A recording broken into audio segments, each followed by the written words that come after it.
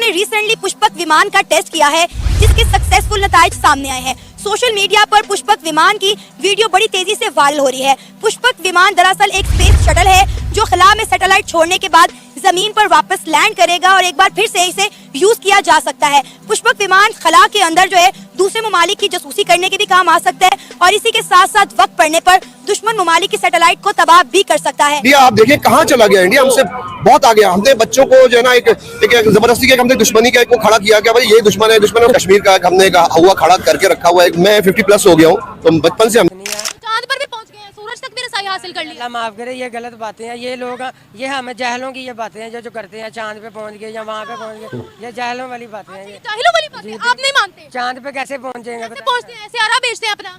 नहीं, ये गलत बात है। गलत बात है। फोन इस्तेमाल करते हैं? फोन करते हैं। आवाज कैसे आ जाती है? ये भी गलत बात है। हाय हाय हाय हाय, ये तो कैसे आती है आवाज? एक सिस्टम बन गया ना, सारे सिस्टम का निजाम बन गया। कैसे बना है? ये हम लोगों ने बनाया। हम लोगों ने कैसे बनाया है? जादू हो रहा है क्या? दूसरी की आवाज कैसे सुनाई देती है ये तो बताएं।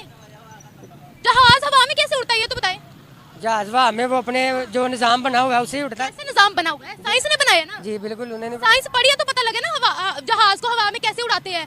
बस हवा निकल गई। तो उन्होंने भी साइंस पढ़ी है तो वो चांद तक पहुंचे है ना? नहीं, चांद तक नहीं पहुंच सकते। इंशाल्लाह वो पहुंचने की कोशिश करें। वो सूरज तक पहुंचे, पूरी दुनिया देख रही है। पाकिस्तानी अभी वहीं पर बैठे हैं क्या? फिर हम तस्लीम करेंगे तुम लोगों ने तरक्की की। लोग खा रहे हैं सारे। हमारा पैसा भारतीय खा रहे हैं? हाँ जी। कैसे पाकिस्तान का पैसा इंडिया कैसे जा सकता है? क्योंकि हम जब बाजार में जाते हैं कोई चीज लेने, आपका ये सूट है, ये होएगा 1000 रुपए का। नहीं, महंगा है। एक सेकंड, मैं वैसे एक बात कर रही हूँ कि अगर होएगा ये 1000 रुपए का, वो कहेंगे 3000 रुपए का है, तो वो हमारा फिर 2000 रुपए किधर गया है? इंडिया के पास चला गया क्या? हाँ। इंडिया को कौन पहुंचा के आ रहा है ये पैसे? ये तो बता दे। ये तो इंडिया हमसे कैसे पैसे खा सकता है? वो तो खुद 5वें नंबर की मैशत है। कौन है ये लोग, कहाँ से आते हैं? ये बताना चाहूंगा, चांद पे वो गए, कदम रखा था, पता चला? चंद्रयान 3 उन्होंने डाला है। अब अभी वो एक और एलन मस्क के साथ, मेरे ख्याल से नासा की जो बड़ी कंपनी है उसके साथ वो काम कर रहे हैं। उन्होंने अभी एक शटल बनाया है। आपने एलन मस्क की कंपनी स्पेस एक्स है, आपने उसकी बात की तो मैं बताना चाहूंगा आज जिस तरह से उन्होंने एक नया शटल बनाया है, उन्होंने वो जो रॉकेट बनाया वो स्पेस में जाएगा, जाकर वो सैटेलाइट छोड़ेगा और रीलैंडिंग करेगा, दोबारा आगे लैंड हो जाएगा। इस तरह की टेक्नोलॉजी आपने कभी सोची थी कि कोई बना सकता है?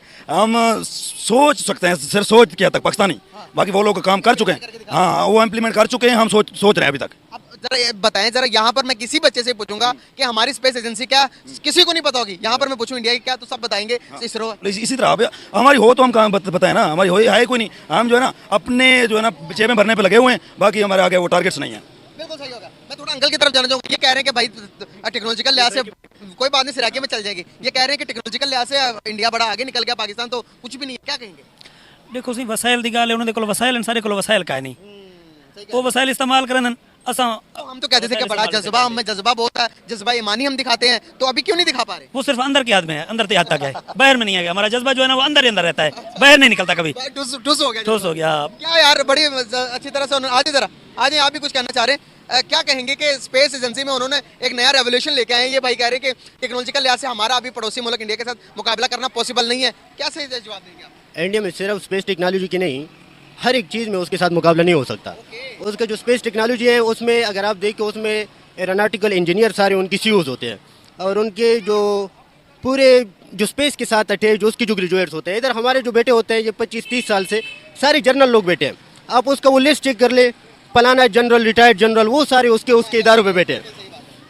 तो किस तरह एक आर्मी का जिसने हमेशा वो फौज की वो सीखी हो, तो फिर वो किस तरह का वो स्पेस कंपनी को चलाएगा? बिल्कुल सही बात, हमारे इन्होंने बिल्कुल सही बात की। आपने रिसर्च किया होगा कि हमारे स्पेस एजेंसी में जो चला रहे हैं इस टाइम सीईओ जो बैठे हुए हैं वो भी आर्मी रिटायर हैं। यार जिसका काम नहीं होता क्या उसको वो काम करना? हमारे वापडा के भी जो चेयरमैन हुई है, नादरा के भी हुई है, अभी मुल्तान हमारा रीजन है उसमें भी हुई है। अगर ये लोग ना, एक मैंने मिसाल सुनी एक बड़े आला किस्म की ना, तो उसने कहा है कि अगर हमारे घर के मामलात को चलाएगा तो वो ऐसे नहीं चला पाएगा जिसका एक पढ़ा लिखा घर का जो मेन हेड है वो चला पाएगा, अगर जिसका काम उसी को साझे। भाई अगर हमारे सिक्योरिटी एहलकार जो हैं हमारे 12 पास, मैक्सिमम 12 पास, वो आके हमारे घर को चलाना शुरू कर दें, इस तरह मुल्क को चलाना शुरू कर देंगे तो इस तरह नहीं होगा। ये इस तरह का मिसाल है। आप कोई एंकर है, क्वेश्चंस करते रहते हो, इसकी आपके पास डिग्री होगी, आपने उसके बारे में कुछ सीखा होगा, उस पर आपने पढ़ाई की होगी। अगर मैं आपकी नाई की दुकान पे बिठाऊँ, आपको नाई बनवाऊँ, तो आप किस तरह बाल कटवाओगे लोगों के? तो ये इसी तरह की, यही पर पूरा पाकिस्तान जनरल इसी तरह चलाते हैं। सारे सब चीज़ों पे, सारे इंस्टीट्यूट पे, सारे इदारों पे। अभी तो यूनिवर्सिटी की वीसीज भी रिटायर्ड जनरल बैठने लगे हैं। तो ये सारे पाकिस्तान में ये सारा जो हम तबाह हुए हैं टेक्नोलॉजिकल लिहाज से, इकनॉमिक लिहाज से एंड एवरीथिंग, पॉलिटिकल लिहाज से, ये सारा हमारे माशाल्लाह जो अपने मुल्क के ठेकेदार अपने आप को जो समझते हैं वही जर्नल है, वही कर रहे होते हैं। तो उसका ये